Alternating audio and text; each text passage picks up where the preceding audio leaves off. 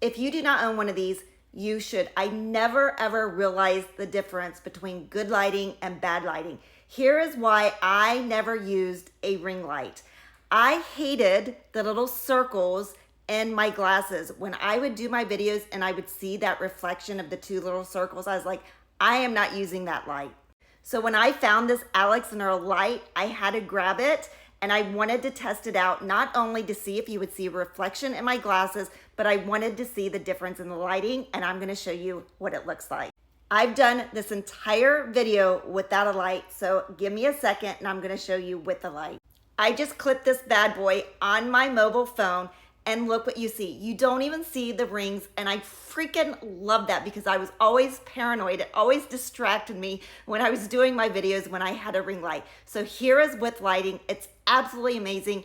I'm gonna link it down below because if you have glasses like I do and you always hated seeing that ring, this is going to be a game changer because you're not gonna see it on your glasses and you're gonna be able to light up your videos.